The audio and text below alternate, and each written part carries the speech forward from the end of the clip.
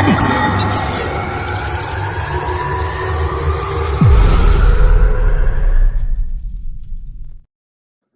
what's up, friends? Comic book world and any nerds out there that's going to be watching right now. I am your host, Kevin Davis. Welcome back to a new episode of the Kevirsyle Network at the Madness Entertainment Group, where we have fun, nerd out, and just talk about anything that we want to talk about and just have a blast. And today's guest is a new friend of mine I just met a couple weeks ago, actually. Yes, sir. So please welcome my friend, creator, author, comic creator, Matthew Jasso. How you doing, brother? Pretty good. How about yourself, sir? And I'm sorry, I should have told you. It's Jasso, jalapeno Jasso. I Same am thing. so sorry. That's okay. Matthew Jasso. Been dealing Forgive with it for longer than I want to say how old I am. Well, welcome to the show, brother. How you doing? Tell us a bit about yourself. I'm doing well. I've been a writer kind of by, I want to say trade, but something I've wanted to do since I was a kid. And I've kind of played in and out of what that would be and what that means.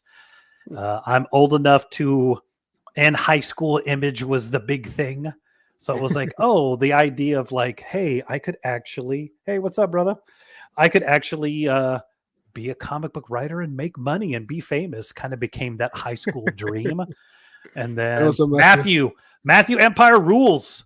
But yeah, I think that was kind of, I wanted to be an author, then I became a writer, then it was the comic thing. And then I think as life hit me, the idea of becoming a writer in comics kind of went back and forth. And then it wasn't until, I don't know, how far do you want me to go with this answer? Hey, how far you want to go? You're promoting you, man. Okay.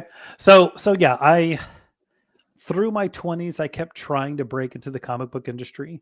Mm-hmm. And I think I got to a point where I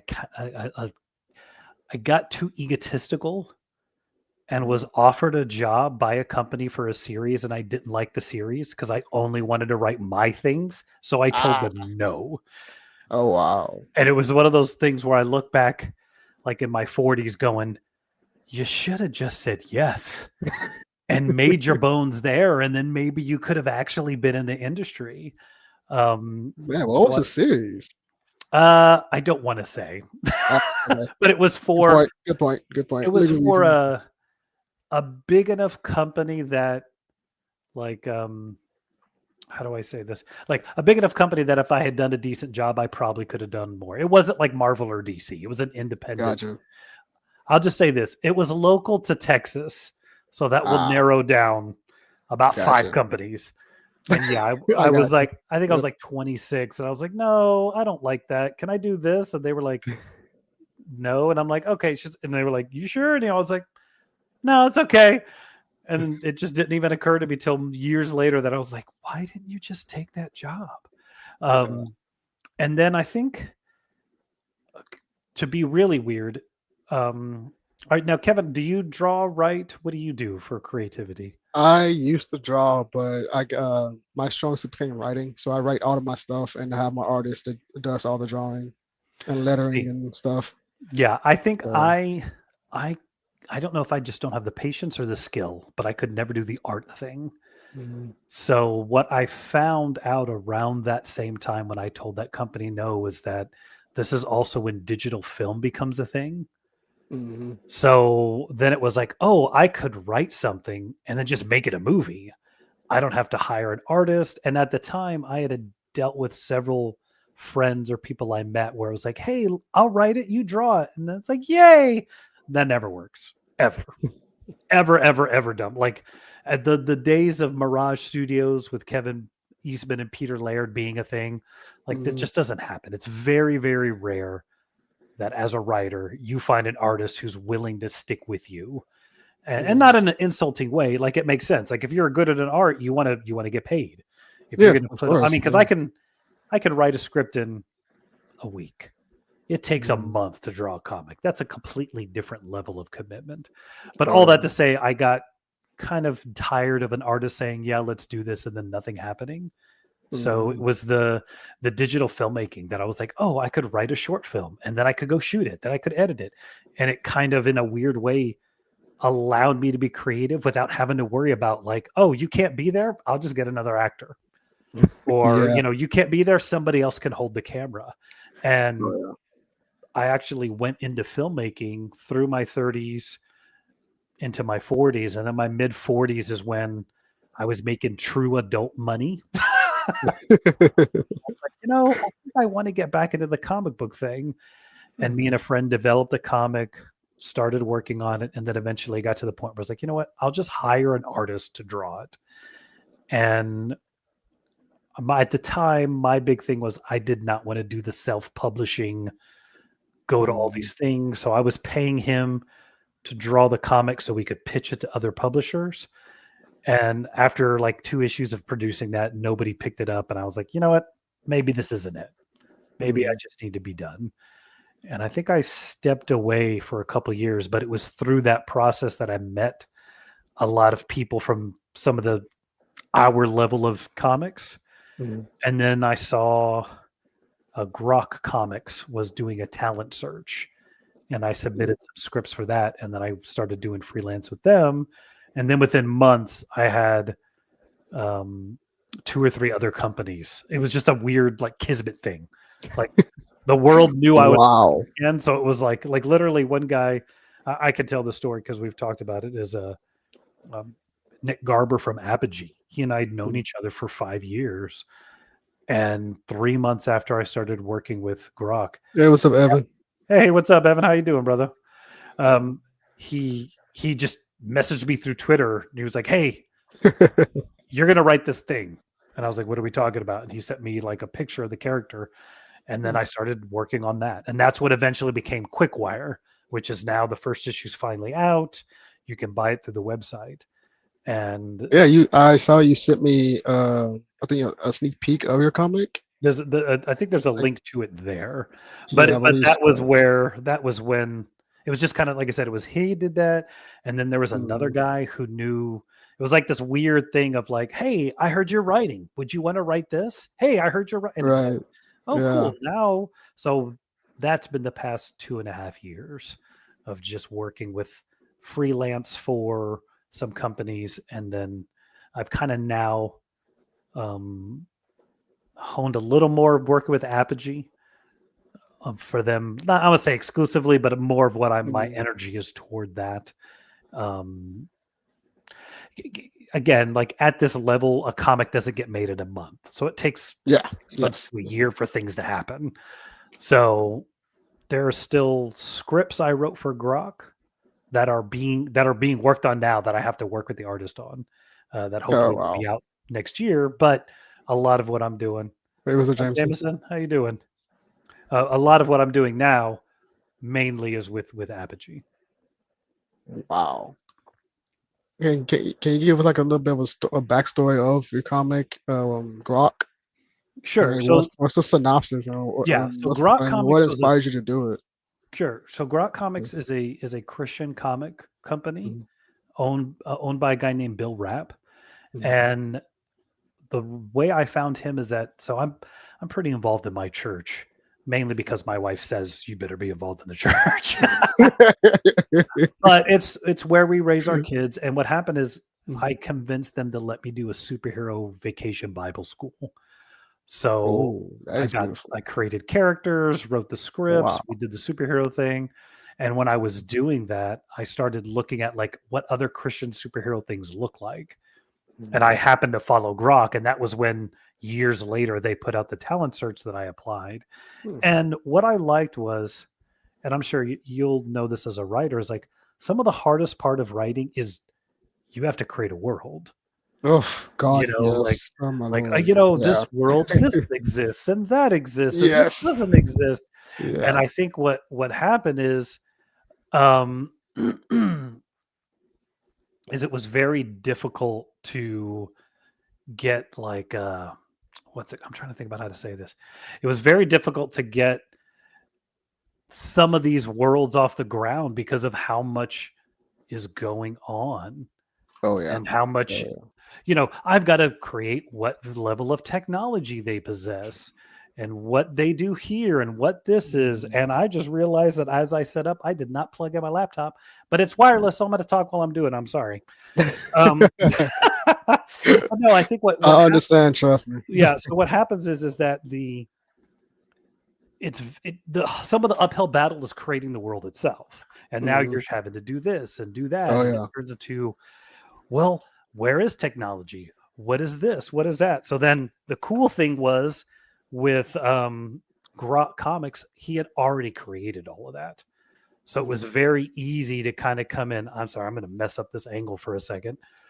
It was You're very good. easy to come in and just kind of give him just, oh, you have this character? Let me pick what character I like, and I'll just write the story based off of what you've already done. Mhm. And that's where it was a lot more fun. And then because I was not the owner and the guy who had to push everything, I could just script. Mhm. And that was a lot of fun. And I wrote a lot of stuff for him. And then it was during that process that I started working with Nick under Apogee Comics, and the Quickwire thing came. And um, the good, for good or bad, Grok already had a ton of writers, Mhm. and there was a lot of already. As much fun as it was to come in and like, let me do this short, Mhm. I still was kind of not steering the ship. Mhm. So with Apogee, him just handing me a character and saying like, write me a 4-issue story arc was really appealing to me. Mhm. So that kind of gave me the ability to go like, I can forge this entire thing myself. Mhm. And that's where it just kind of was like, okay, this is more along the lines of what I want to do. Mhm. So that's when I kind of started doing more with Apogee, and then he had another title that they decided to reboot, and I unintentionally pitched my concept because I had read the issue they had made, Mhm. and he kind of was like, this is my issues with this, and I was like, well. And I was like, well, yeah, I get it. Because what it was, it's a character called Phantom Hawk. It's the other comic. Mhm. It should be available hopefully by January. Okay. But it was like the the previous version, the guy had just not just written him as Batman, but wasn't it was more like that kind of thing. Mhm. And when Nick and I were talking, I was like, if it was me, I would do this. And then I would probably do this. And he was like, well, why don't you just do that? So then I was like, okay. So then I was like, if you're going to let me do this, I want to do a 4-issue story arc again. I'm not just doing a single issue. And he was like, yeah, go ahead. So before the first 2 issues were done, I had already written the first 4 issues of each series. Um, Wow. so it was cool because like it was fun to write them, because then like the Mhm. things you make up in your head, now I could go back and add those to the first issue or the second issue. Yeah. And so now we've really kind of put in this thing of like, all right, we're writing stuff in 4-issue chunks. Because for me, it's kind of like something like Smallville, where like you watch this issue and then like the guest star, is the villain Yeah. because they're the Yeah. guest star. We haven't Oh seen them yeah. before. And I Yep. hate that. So to be able to go like, I've written these 4 issues, so now I can insert characters wherever I want, and it's not, Mhm. now it can be a surprise that this guy may be bad or good or who this person is, Or because in between. or in Yeah. between, because I've got this already planned out. And I think that's, for me personally, what a lot of people at this level don't take advantage of is they write one issue, they draw it, they do all this, and it's like, you're not at a deadline. Like, we're not. Right. I can write Yeah. 7, 8, 9 issues before the first one gets written or drawn, and now I know totally what's going to happen. So Nick over at Apogee was very, very nice about letting me kind of do that, Mhm. and it's been awesome. Yeah, that's funny because I've been in comics for 3 years. This year actually marks my third year. Um, and I didn't grow up reading comics at all. I didn't even know they were a thing. I'm like, like I watched movies, TV shows, and like I knew like all of the media stuff. but I never and like the novels and like, but I never knew about comic books. I knew about DC and Marvel from the animations, like the old school animation, X-Men, Spider-Man, Yeah. even DC's animation from Batman and Superman movies and shows and animations. And then it was like when COVID hit, we were all locked in our house. I wanted to try something new because I don't want to be sitting on the couch watching TV all the time. It gets boring. I was like, Yeah. I want to stimulate my brain with something else. Okay, I'm like, I was craving something that I didn't know I was craving. If that makes sense. Yeah, it does. And so I found out about Marvel Comics. I was like, they were like, what the hell is comics? Yeah. Like they were. I mean, there was a different medium before. They was these massive movies and all these TV shows. And I was like, what the heck? And then I learned about DC. So I went and like read like their digital comics. I didn't buy the physicals. I read the digital because I don't know what the heck. I don't know if I was gonna like it or not. So I Yeah. just look at the digitals. And I was like, so I grabbed my favorite one, Spider-Man. I had to go to Spider-Man, of course, as always. And then I got some Captain America comics, some Venom. What else? I read some Thor, Black Panther, and even characters that wasn't even introduced in the movies yet or TV shows yet. Yeah. And that's when I learned Ghost Rider was part of Marvel. I love the Ghost Rider movie, and I was like, all these characters are from like what in the world? Yeah. And then I kept researching comics. Then I learned about independent comics. That's where I found out about Black Sands Entertainment.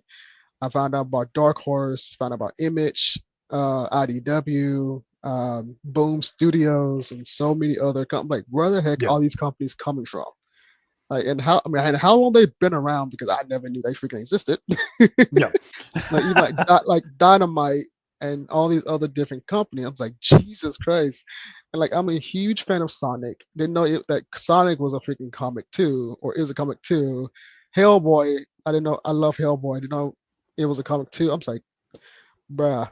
I was like, I'm literally on my Amazon. I was like, you know what? Screw this. I'm gonna buy these freaking independent books because I love these characters so much. You know what you might want to Yeah. try too, and I do this all the time, is if you have a local library, those Yeah, that's the libraries other are thing. packed. Yeah, that's the other And thing. I didn't know they were here too. I didn't know I literally have a comic shop around the corner from me. I never knew that was there. yeah. See, my That favorite was, thing is the library here, because I live in Houston. I live in the Houston area. I don't live Mhm. directly in Houston. I live in a small town called Tomball outside of Houston. Nice. But there's a public library, and if you sign up for a membership, you can go through the website and say, I want these books. And they will ship them from all the libraries in the county to the library you go to. And then you just walk in and there's a little box with your name on it. You just pull all your books out. And Wow, that is amazing. for free. For free, really? For free. And the number of stuff I Wow. was able, because I've had my years where I haven't, been able to either financially or time or whatever, not been able to keep up. So I'll go there sometimes, and you can just, if they have them, I'll just read like, oh, here's the entirety of Green Lantern from the New 52 in 6 volumes.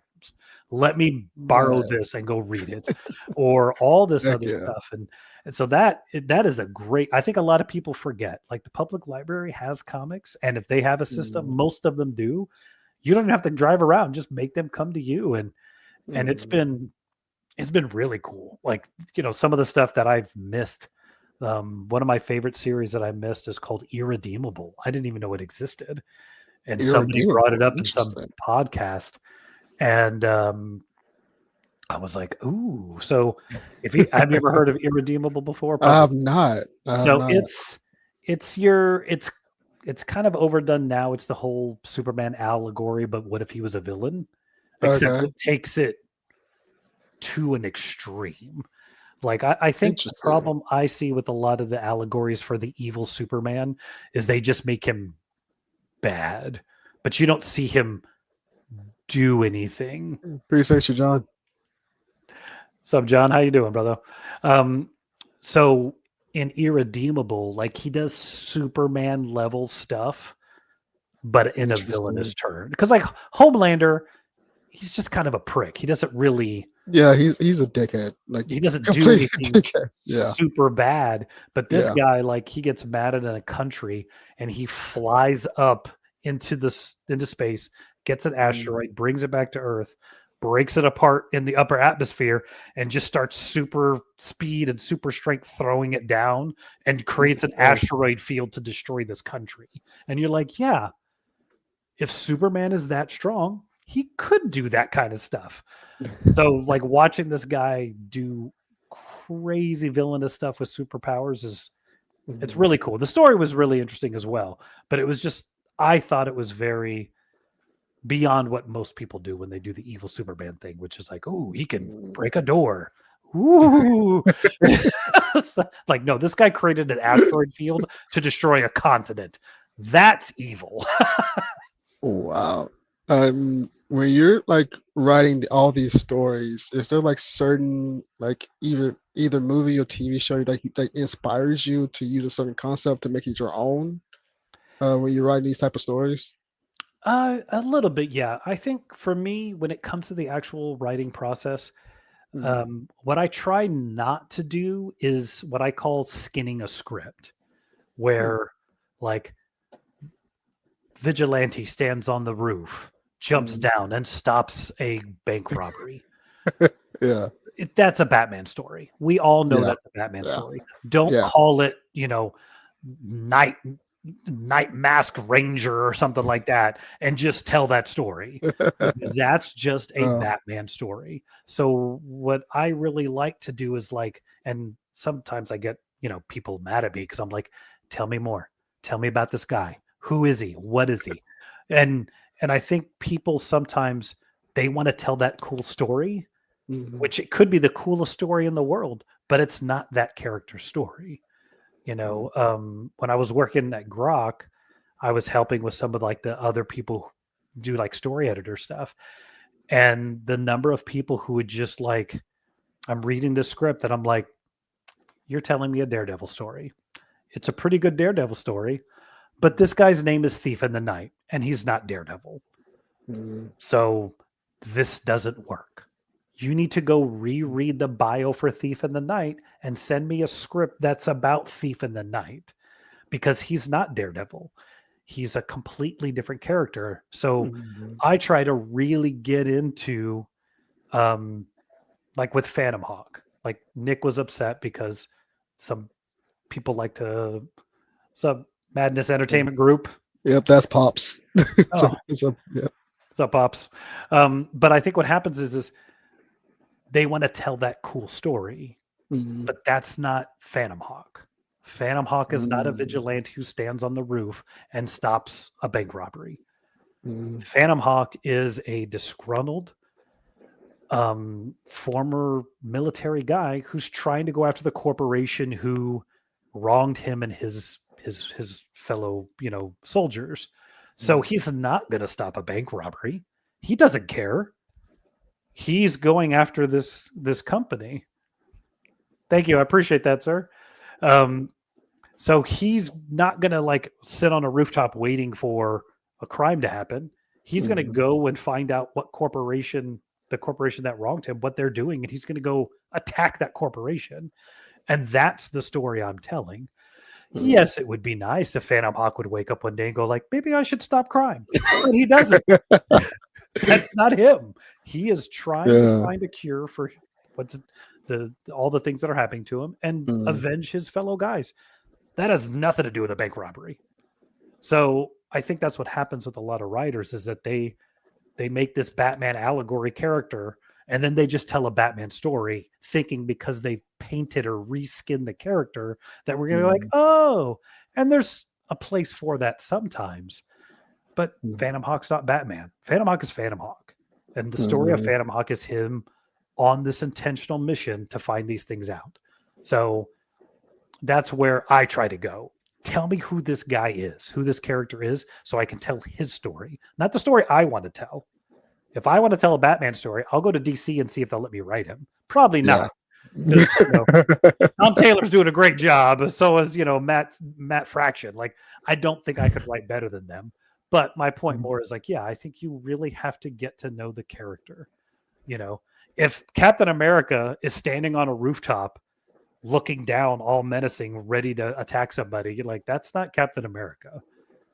Captain America is going overseas to fight Nazis, or fight neo-Nazis, or find Red Skull. He's not skulking around waiting to, hey, that's a purse snatcher, let me throw my shield.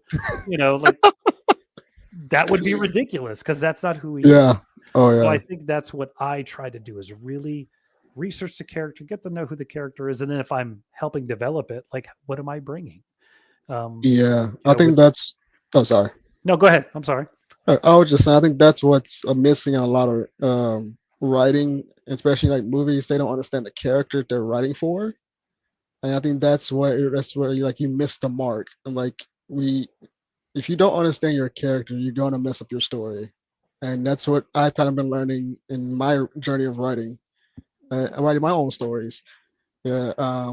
When I started out, I was going to hire like a different writer that's been in the industry before me. Yeah. And I was going to explain, this is my character and this is the story I want to do. But I thought about it. I was like, nah, I don't think you understand. I don't think you understand what I want from the story. So I was like, I'm gonna just take my time and actually study it myself and how to write the script myself, because I know what I want.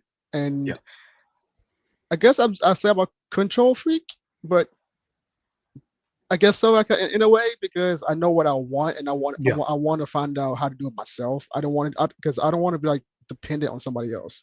The only way I want to be dependent if I have artists that can draw it out for me. You know what I mean? Yeah. And even then, some of those artists, no. Well, no. Yeah. So I think that's the thing, is like, as a writer, for me personally, there isn't too much information you can develop about a character. I used to do this thing, even like when I would write Ruby script, is like, here's my 6 characters. Okay, here's Jeff Mason. What? And it sounds weird, but like, okay, are his parents alive or dead? What number of child is he? What was his level of education? And you just kind of write that. It doesn't have to be like, well, they were Martha and Thomas and they died in a thing. You can just say like, died, dead, dad's dead, mom's alive. Cool. Hey, there we go. Now we know. All right. He is the first child. Boom. That's already 3 big personality things. I know what this guy is like. And then he has anger issues. Yeah, he has anger issues, or he hates young kids.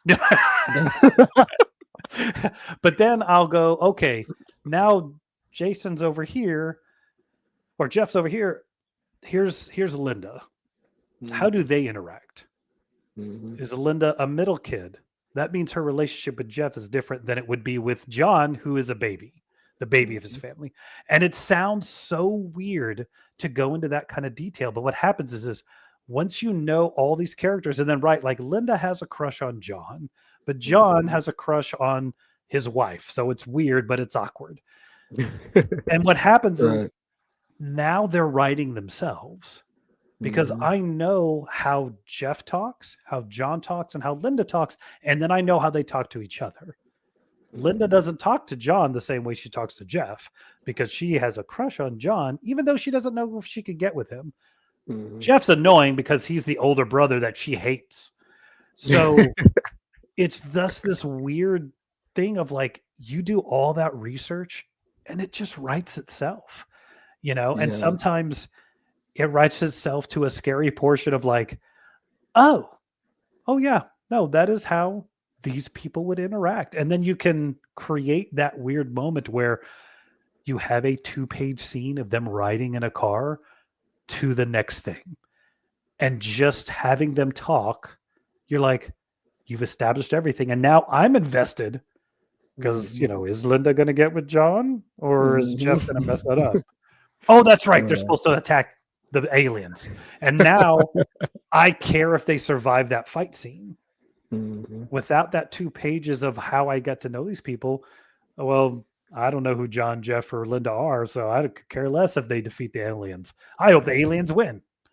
I'm tired of the aliens losing, and I think that's what happens a lot of times is some writers want to get to the action. Action's fun. I love action. I love the action, but with But you got to me, build to it. yeah, I was like, I love the action, like I want to get to this point, but but the story of that action needs to make sense in order to get there, and you Yeah. have to build that anticipation for people to care about that action that's coming ahead. And so the way I like write, I I put myself in my character's head because I know who they are, but I try like to act it out in my head. It's like Mhm. it's like I'm feeling it's like I'm auditioning for myself, if that makes sense. Like I'm auditioning for myself to know like what my character is and why they're doing this and who they are. Which I actually love. Pops actually does a show on the Madness where he interviews he has a person come on on that show to interview your character. So that's how I kind of like started how to when I'm writing my scripts. I'm like that's actually a very good idea, Pops. I'm gonna do this while I'm writing. So I'm like I get my mindset together. I was like, okay, this character, let's say he's very angry, but why is he angry? Yeah. So I legit pause, I turn everything off and just clear my head, and then I was like, that's why. I was like, sometimes my family look at me crazy because I'm talking to myself. I'm like, I'm working, don't worry. I'm like, I'm not psycho, I'm just working. Yeah. Um, Both of us and are. I, I'm like, both of us are Both of us are working. working, Hold on. right? Don't It's like, interrupt the process. I'm like, don't worry, I'm not split. I'm not my. Yeah. It's like Yeah. I'm not James That's McAvoy for crazy. split. John's okay.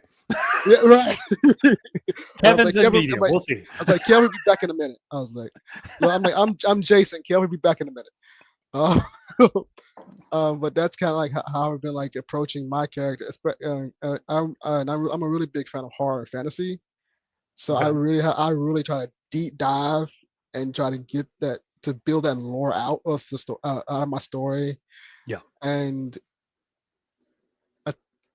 I watch like I mentioned earlier in the show. I watch a lot of like movies and TV shows. I get inspired by different concepts, but like you said, I don't skin them. I can Yeah. take a horror movie and a comedy, like a certain concept from like different type of genre, and write out my own idea and make it my own. So like take the show Charmed for example. I can Yeah. do Charmed in an Adam Sandler movie somehow. Like I take a little bit of there, a little bit there. I mash it up, crumble it up, cut it together, Yeah. and make my own thing. And like my first comic, Arcfire, I took inspiration from Stranger Things, Charmed, Man of Steel, and different things. But and anime because my Arcfire is like in a manga type of style. Yeah. So my character he has a cosmic power, trying to figure out who he is and why he's on this earth or how he got here because he has no memory of who he is. Yeah. And he's battling, figuring out is he a good or is there a bad in him? And so I kind of took some inspiration from Avatar with like the spiritual realm into it, because he has a spirit wolf that's guiding Yeah. him. And so I'm like I take different things to bring my own originality with it, and I got into making my own stuff because one, I got tired of all the rehashes. I'm going to be honest. I got tired of the constant rehashes in like Hollywood and stuff, and it's like even though I'm still gonna watch them, it still get tiring because I want something. I'm like I crave something original, Yeah. and I got to the point. It's like why am I waiting on somebody to green like this when I can just make my own thing and build up my own thing? That's why I started my own publishing company. Yeah. And I'm like, when I literally, I didn't even think about publishing anybody to anybody else. I didn't think about pitching to my. I just like, I want to do my own thing. Like, I don't. I'm like, well, yes, I am. I guess I am a control freak because I don't. I want to do my own thing. And I always have a heart that I also want to help people. So I want to keep building and keep networking and to get that connection with people and potentially help another that they may want to break into this industry or any type of industry.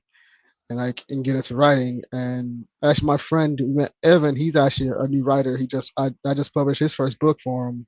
Oh, nice. Called he. I don't want to tell his story, but it's a really beautiful book. His dad started it a couple years ago. I hope Evan, you're good. It's set, but this is my show. I want to, this is how I Yeah. promote other people. I don't Evan, want to it's just my promote fault. myself. I told him he had to talk about it. Yeah.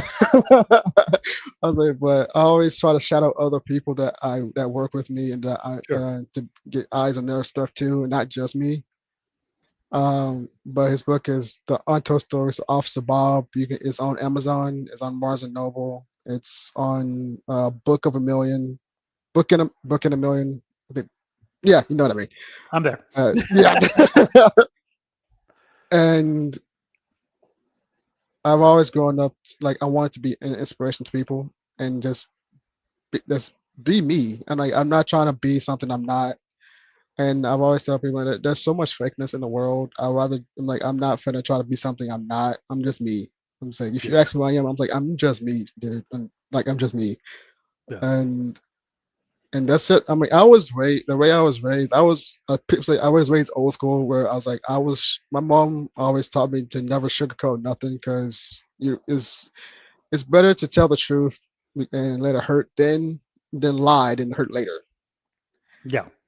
And I was like, Yeah. I'm sorry. I'm not sorry. That I'm not going to sugarcoat nothing. Like if I, but it's better that you know now and not find out Yeah. later. And that's kind of how I've been like raised, and like that's how I get that drive and keep going and never stop. And even though sometimes I do burn out from lack of sleep, because sometimes I do forget sleep, because my mind goes at 1,000 miles per hour because I have so much story I want to tell, and it was Yeah. like. If you can see my laptop, I have so many tabs open right now as we're talking. I was like, I have No. one Yeah. script here, I have another one right here, one series here, other series there. I was like, but I know, but the way I got organized, I put priority series Yeah. and later down the line series, and so I put them. That's how I split my stuff up. And I was like, I have an idea for this one for down the line. I'm gonna put it here so I can remember it when I come back to it. Yeah. But this is my priority. Let me get this series written out so I can get this to production. And so, like with Arcfire, I have about like 15 issues in my head for Arcfire. I'm Yeah. like, I was like, I know the ending. I already have ending in mind for it for the main Arcfire series, and now you're just building that block to like know how and how to get to that ending, Yeah. but make sure that everything makes sense. And I literally have to go back to read my former script to remember what the hell I wrote because I was like, how did I get here again? I was like, oh, that's why. Oh So, yeah. Yeah.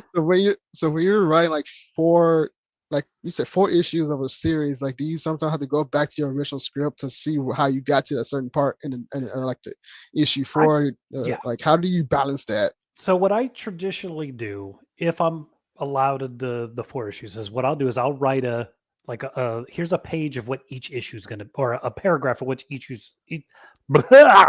hold on. I've been sober for a couple hours. It's freaking me out. Um, I will write a paragraph description of each issue. Mm. So issue 1 is this, 2, 3, 4. Send it to the guy and say, hey, does that sound cool? He's like, yes. And then I don't do any of it.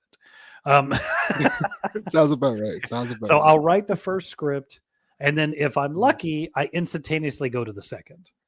Mm. More often than not, you're doing several things. So I think when I wrote the first issue of Quickwire, then I wrote the first issue of Phantom Hawk, then the second, then I went back to Quickwire and did the second issue of Quickwire. And I think I wrote the second issue of Quickwire at the same time as I wrote the third issue of Phantom Hawk.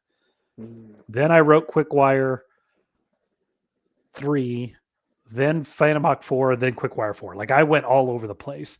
And yes, there's times, especially because those two books are tonally completely different.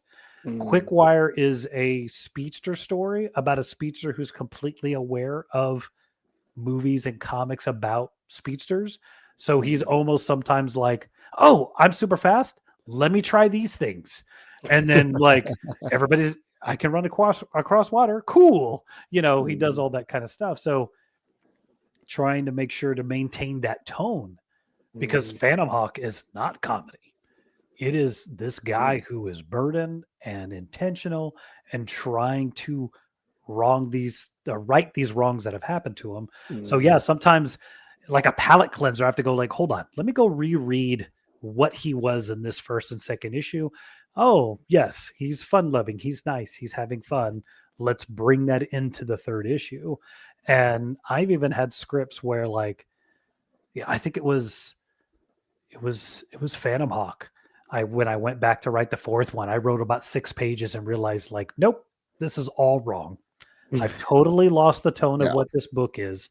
I'm making jokes. I'm having these guys be funny, and I deleted Mhm. it, threw it all away, and was like, start over. What is this book? And like you said, like, let me go back and read the last couple pages of previous issue. Mhm. Oh, that's where we are. And then kind of get back into that. And I think that's what, yeah, it's can be a challenge sometimes, especially when you're writing multiple things at once. Because I think even as I was writing those, I was still finishing scripts for Grok at times. Mhm. Um, so because I was supposed to be done, honestly, I had told everybody at the end, I think it was the middle of 2024, that hey, 2025, I'm going to go back into movies. So I'm going to finish all my scripts and then we'll be done. That didn't happen. I ended up doing other stuff and I had a lot more fun. But I think that's Mhm. yeah, it is. Sometimes you have to go back and reread things, and sometimes like just putting on a music soundtrack for a character. You know, what Yes, yes. songs do these guys listen to? Because like you were saying earlier, it's like sometimes, I'm driving in the car and it's like, what kind of conversation would these people have?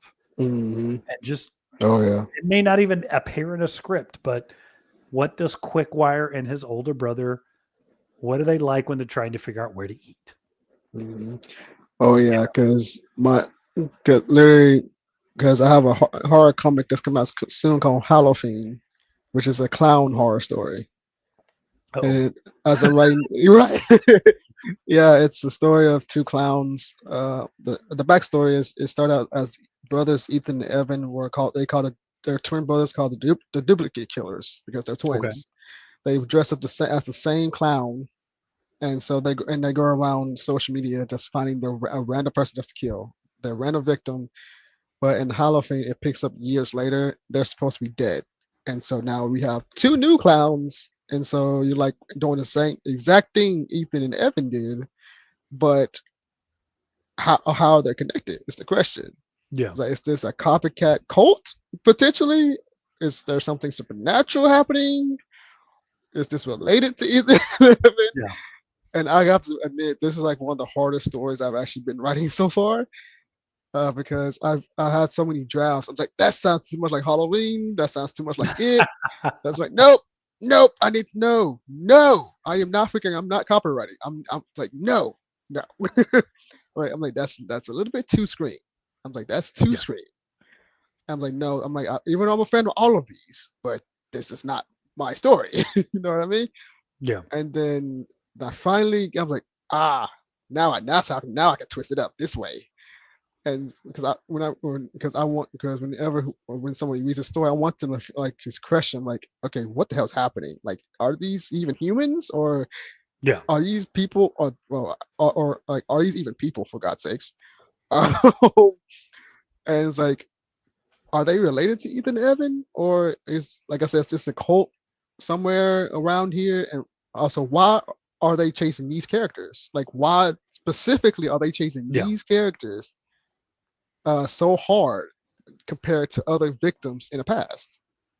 So that and then Arcfire, it's a whole it's a science fiction action horror thriller, but it's not but more on the action thriller side than horror. Yeah. But it has that element to it because I have vampires and witches in that story.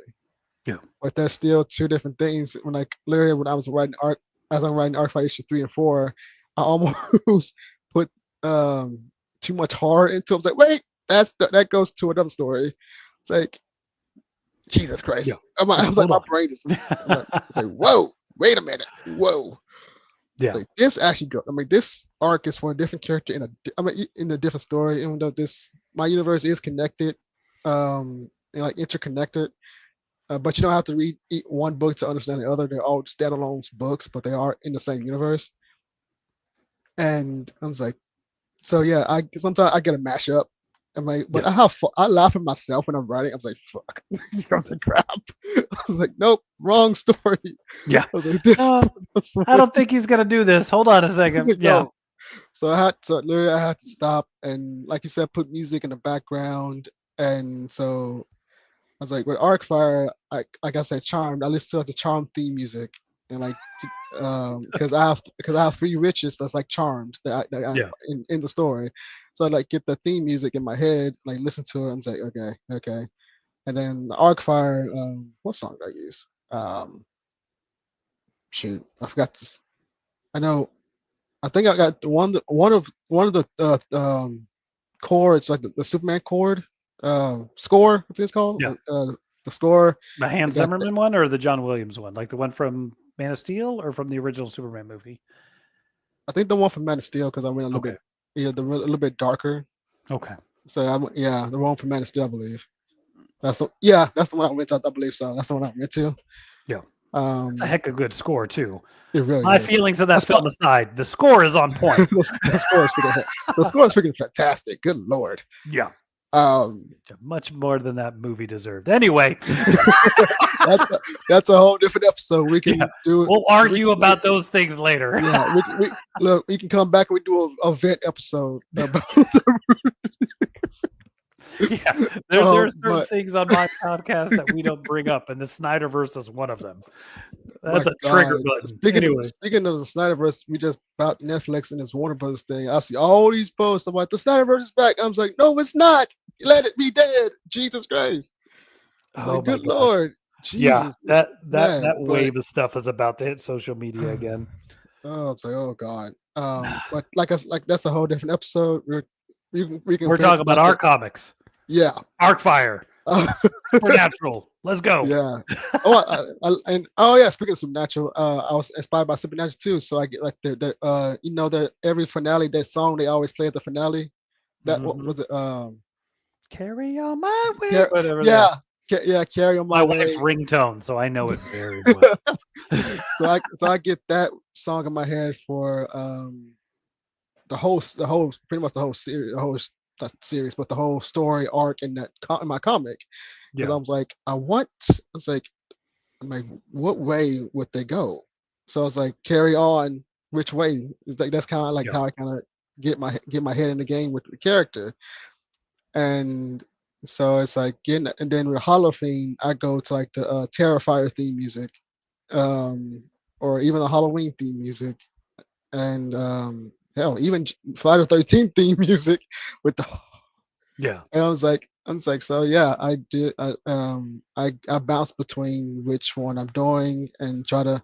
It's like I'm like, let me try not to mix this up so I don't be messy. Watch this to my artist, to get production going. And man, but at the end of the day, I have a blast writing, and literally writing is my therapy. After a long day, I just write my thoughts out and just, dude, I can have a happy day. I can write a whole romance story. That's also how I kind of get into writing. If I have a chillaxed, calm day, I write a random horror story. I don't know why. It just happens that way. I'm weird. I know. I'm weird. Hey, sometimes if I can't go to sleep, I watch knockout videos from MMA. I don't know why that puts me to sleep. Like, what kind of person am I? And then I'm a huge wrestling fan, so when I watch wrestling on every day, I get inspired to write my own wrestling universe because I want to, and especially Lucha Libre. I've been studying like their culture because I really got fascinated about Lucha Libre. So I'm writing my own Lucha Libre and American style wrestling universe to see how they correlate and see how they come together. Even I watched the Creed movies, like the Rocky franchise. I was like, I love the Rocky franchise and like different. So I legit go back and forth between different genres just because I also want to challenge my writing to see what I can do. Like, because I don't want to like be the guy that's known like for just fantasy and horror. I want to write comedy because I can do comedy without thinking about it because it just flows off. But writing it is hard as hell. Yes. Yes. Like, because my sister always said, you're freaking funny when you don't think at all. I was like, that's the point. That's literally the point. You can literally be funny. I was like, but I'm trying to actually write a full-fledged comedy, like on a script on paper. It's so freaking hard to do. Mm-hmm. And so I'm like, but it's a good challenge because I want to build my portfolio and build my resume to show that I can actually I would say bilingual. Jesus. By genre? No. Yeah, we can do that by genre or something like Multi-genre. that. Yeah, it But is. yeah, multi-genre. There we go. I can Yeah. multi-genre, and Yeah. I can be flexible with anything. And even drama like legal dramas. Heck, even if you want to go back to like 9210 shows, like Once You Heal shows like that, I want to like write that too because one, I want to take a break sometimes from horror and fantasy, Yeah. and just be human. That's right about human.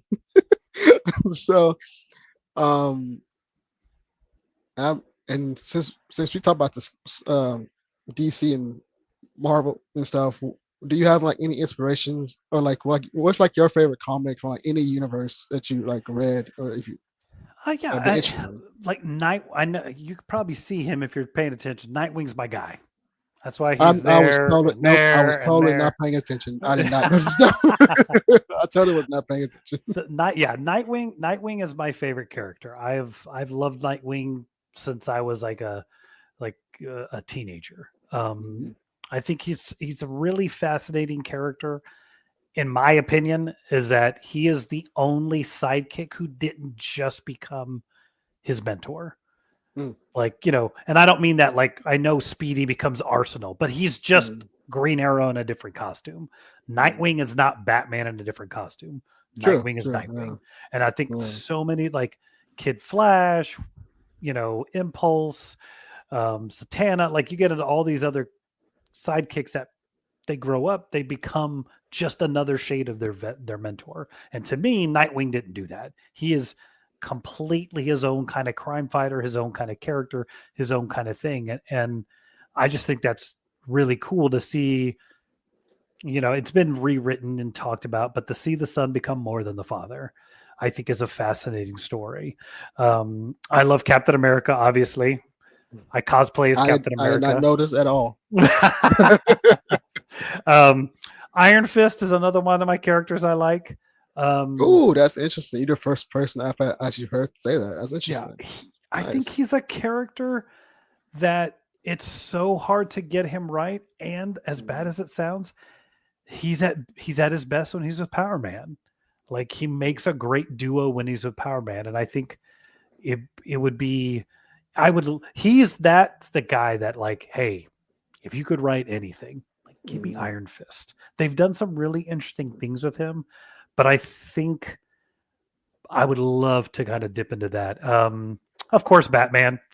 Batman's one of my favorite characters. Another character that I love, you may not even know about. His name is John Sable Freelance. It's this comic from the late 70s, early 80s, but he's very much in the vein of like a James Bond. He's just like this mercenary for hire who mm. takes on random jobs and kills people and sleeps with the ladies. Like, I mean, I'd love to say it's something beyond that, but it's not. That's what it is. He's just the I'm saying I'm coolest dude in still the I'm room. still fresh in my comic catalog, so Yeah. I'm still getting around. So no, If it's my you if first time you hearing go about yeah, if you go find John Sable Freelance, I it. really like it. It gets a little weird after the first 20 or 30 episodes, but those first like hit that first issue of that book is probably one of the greatest comic books of all time. Mm, It's a 32-page masterpiece in how to introduce a character, how to have cool action, but also not show every bit of action. It's really cool. mm, And then if you really want like a masterclass in action, mm. G.I. Joe Volume 1, Issue 21, Silent Interlude. It I is, actually know I know GI Joe. I yeah, know GI Snake Joe. Eyes Yes, attacking Cobra yes. Oh Castle to yes. save. It's all silent, Oh yes. just textbook. Dude, heck Teach yes. me how to do comics. Um, Heck yes. but no, I yeah, love GI Joe. Oh my God. yeah. Yes. Oh I, yeah. I, but I think those are like, I like Captain America. I like Captain America because he's good. He has Mm, integrity. He stands for something. And I think that mm, especially in the last 10 or 15 years, comic books have gotten too much into the evil version of this, the evil version of mm, this. No one's doing like, hey, let's do the happy version of Batman. mm. Like let's do Superman if he was even nicer. Nope. Let's make them dark and gritty. And like I know sometimes there's some cool stories that can come out of that, but I would love to do something like that. I had this stupid idea. I never got to do it where it was like a hitman who got superpowers and through his superpowers became more cosmically aware and then realized like killing living beings was stupid and slowly turned into like a superhero. And it was like, now I could never figure out how to write it. And it was it was decades ago, but it was like, we don't see that kind of stuff. Like, what does that say about us if like, let's just take Superman and make him it's like, calm down. We saw that movie. It sucked. No, but I think that's where I think heroes being truly good. I don't know why that stopped being a thing. And I really want that to come back, is superheroes who are good. And that was, I actually have a copy of it here. Hold on. Wah! Quickwire. Okay. Oh, snap. So the thing for me. Can you see the cover again, right quick? Quickwire number 1. That is amazing. And then let me see. Here's a page. Can you see it? Oh my God, yes. Dude, that's freaking beautiful. So hold on, let me see if I can get you another cool. Let's see.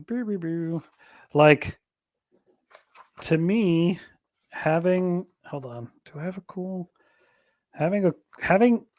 this kind of character, like the big thing I wanted to do with him was he becoming a superhero and getting an origin is the coolest thing that happened to this guy. Like, he's just a 22-year-old college student, weird accident, gets superpowers, and suddenly he's like, no, I have powers. I have to be a hero. And I'm going to have fun being a hero. And I want to be a hero. And I want to do these things and save people. And his brother's like, no, we're experimenting. Get back here. He's like, nope, sorry. I'm wearing the outfit. I have to go be a hero. And I think that's been gone. That's lost. Like, you have I have to protect the city, or, I'm going to take vengeance with my powers, which there's a place for that. But I also like this, to do that. And that was the big thing when we started developing this, is I told Nick, I'm like, dude, I want him to be happy to be a superhero and be excited about it. And he's like, oh, hey, go ahead. So, and then Phantom Hawk, which I think I have that issue. Yeah, I do. Boosh. I got to do something with these. That's Phantom Hawk. Dude, that is so sick. Now, this guy is not happy to be a superhero. Okay, so this is the opposite. Now he is a yes. Get out of my way so you can give me information kind of guy. Oh wow. So he's on the opposite end of being. Dude, oh my God, that is sick. More of the kind of like, he is going after guys and trying to find out what's happening, and that's been a lot of fun. Hold on, where's my favorite panel? Hold on, I love this panel so much. The artist drew it. Wait, dang light. That panel. There you go. There you go. This one right here. Oh my God, that is beautiful. Like the hero pose of all hero poses. I actually, it was funny. We were doing one of the campaigns for it, and I told the artist, I'm like, will you give me this clean? And then I had my buddy who he used to be in the industry. He's not anymore. And I was like, I know you're one of the best colorists I know. Please color this. So he colored it, and it was phenomenal. And we used that for all the advertising. Because I was like, it's just such a cool, like, I am a BA. He's just spinning that karambit, like, and I was like, that should have been our cover. That's our ad. So that's definitely, like, you could, I mean, I know the cover's a little bit more dark, but yeah, these are the two books. Apogee. Quickwire is available for purchase on the website. And what's the website? So apogee.com. www.apogee.com. Go to the shop. You can buy Quickwire, digital or physical copy. And then we are about to finalize all of the crowdfunding tiers, and then Phantom Hawk will show up on the website as well. Right, the link is in the description, so we can go get these books, guys. This is freaking phenomenal. It looks beautiful. Thank you. We're coming at the top of the hour. Okay. So I want to do this thing. I got inspired by another podcaster that he's a wrestling podcaster Okay. where he asks his guests, what are the three things that that you're thankful for in life? Okay. So what's your top three things that you're very thankful for? I mean, I'm thankful for my wife, honestly. Hmm. Like, it sounds so cliche, but it's real. Like, I'm not who I am without her. And, I got married late in life. I was 36 when I got married. I know what it's like to not have a partner, a wife. So to have somebody, it's amazing. Um, I'm really thankful for, um, again, it sounds weird, like my kids. I have 4 children, all of various ages. I was tricked into all of these things, but I never thought I would have kids. So God was like, "Oh, Hold my no, beer. you are." And more than you wanted. Ha ha, have fun. Like hold my beer. Yeah. But you know what? I'm just thankful for being involved in creativity. I've been very lucky. As much as like I was stupid enough to say no to writing comics, that would have never gotten me involved in film. And I haven't gotten too into the film thing, but the film industry is how I met my wife. We Wow. were cast in several projects together, and one time we ended up talking and blah blah aggity schmaggity. Now we're married. But just the creative drive to do things. And sometimes it's frustrating because like either I don't have the time or things aren't moving as fast as I want them to do. But Yeah. there's that drive that's so fun. And I'm so lucky that I've been gotten the opportunities I have over the last couple of years to work with Grok, to work with Apogee, to work with some of the other people. And it comes up. There's a character I created back when I was a teenager. I've rebooted him like 4 or 5 times over the years, and that itch is coming. I may bring him back and be like, all right, it's finally time for me to do my own thing. But yeah, I think I'm thankful for those things the most, honestly. Yeah. For me, I'm thankful for family. I'm a big family guy. Family guy. Love that cartoon.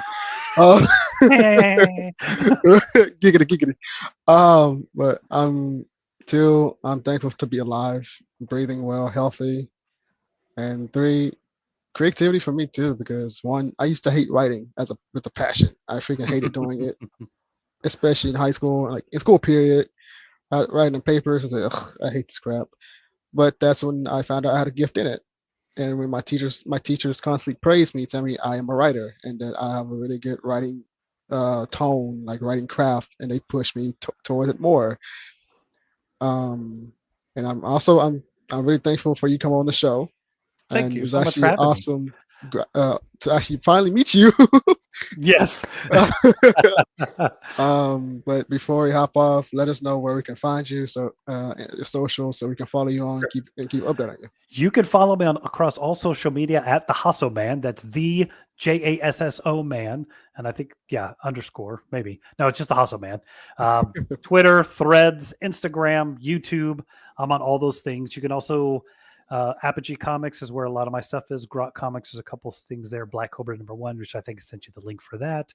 I do a weekly podcast called DC Junction. With my friend Mike Shea. We just talk about DC stuff all the time. Sometimes we talk about comics and nobody listens. Then we talk about movies and everybody watches. So, can I come on an event? Okay. Unfortunately, we never have guests yet. We were lucky to have Scott Beatty. He wrote Nightwing Year One, Robin Year One, Batgirl Year One. You should read all of those. That sounds really awesome. Thank you. But yeah, he was. It was kind of funny. We talked about one of his comics. And then he messaged us. And I think in the conversation, we said something about not sure how to pronounce his name. So his message is like, it's pronounced this. So then we were like, all right, what do we do? So through correspondence and us keep doing it, he actually was nice enough to be a guest on the show. And he was so cool. But yeah, you can find me there as well. And then across all those social media, and just go buy Quickwire #1. We want to keep doing this series. We have to keep doing this series, but desire does not pay artists to draw. Right. So go buy our book. Buy our book. And I am Kevin Davis. You can find me on Instagram at I am Kevin Davis Official. My business tags are actually tagged in that Instagram, so you can also follow those if you want. You can find me here at the Kevirsyle Network at the Madness Entertainment Group, because we're all mad sometimes. Facebook, I am Kevin Davis, CEO. This has been the episode with Matthew Jasso. I got it right this time. Perfect. And I'll see you guys next time on the Kevirsyle Network. Peace out, have fun, and stay warm because it's quite cold outside. Later, guys. For real. Bye. If you missed the live viewing of any Madness Entertainment Group production, you can find all our content on Roku or as a member of this channel. We'll see you next time on the Madness Entertainment Group.